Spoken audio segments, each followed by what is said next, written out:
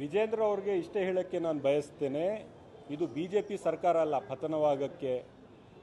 ಆಂತರಿಕ ಒಳ ಜಗಳದಲ್ಲಿ ಬೀದಿಗೆ ಬಂದು ಜಗಳ ಮಾಡ್ಕೊಳ್ಳೋದಕ್ಕೆ ಇದು BJPಯ ಸರ್ಕಾರ ಅಲ್ಲ, ಇದು ಕಾಂಗ್ರೆಸ್ ಸರ್ಕಾರ. ಇದು ಸ್ಥಿರವಾದಂಥ ಒಂದು ಸರ್ಕಾರ. ಸನ್ಮಾನ್ಯ ಸಿದ್ದರಾಮಯ್ಯರ ನೇತೃತ್ವದಲ್ಲಿ DK ಶಿವಕುಮಾರ್ ಅವರ ನಾಯಕತ್ವದಲ್ಲಿ ನಡೀತಾ ಇರತಕ್ಕಂಥ ಸರ್ಕಾರ. ಅದಕ್ಕೆ ನೀವು ಹಗಲು ಕನಸು ಕಾಣಬಾರ್ದು ಅಂತ ನಾನು ವಿಜೇಂದ್ರ ಅವ್ರಿಗೆ ಹೇಳ್ತೇನೆ. ಇನ್ನೂ 4 ವರ್ಷ ಇದೆ, ನೀವು ವಿರೋಧ ಪಕ್ಷದಲ್ಲಿ ಇದ್ದೀರಿ. ಇನ್ನು ಮುಂದೆನೂ 5 ವರ್ಷ ನಾವೇ ಬರ್ತೀವಿ. ನೀವು ಏನು ಮಾಡಿದಿರಿ ಅದು ಜನ ಮರೆಯೋಕ್ಕೆ ಸಾಧ್ಯ ಇಲ್ಲ. ಮುಂದೆನೂ ಕೂಡ ನಿಮಗೆ ಅವಕಾಶಗಳು ಕಡಿಮೆ ಆಗುತ್ತೆ. ಒಂದು ಸಕಾರಾತ್ಮಕ ರೀತಿಯಲ್ಲಿ ಅಪೋಸಿಷನ್ ಪಾರ್ಟೀಸು, ವಿರೋಧ ಪಕ್ಷದವರು ನೀವು ತಮ್ಮ ವರ್ತನೆಗಳು ನಡೆಸಬೇಕು. ಒಂದು ಫುಲ್ ವಾರ ನೀವು ಮಾತನಾಡಿದ್ದೀರಿ ಅಸೆಂಬ್ಲಿಯಲ್ಲಿ. ನಿಮ್ಮ ಹತ್ರ ಏನೇನು ಇನ್ಫಾರ್ಮೇಷನ್ ಇತ್ತು, ಮಾಹಿತಿ ಇತ್ತು, ಅದೆಲ್ಲ ನೀವು ಇಟ್ಟಿದ್ದೀರಿ.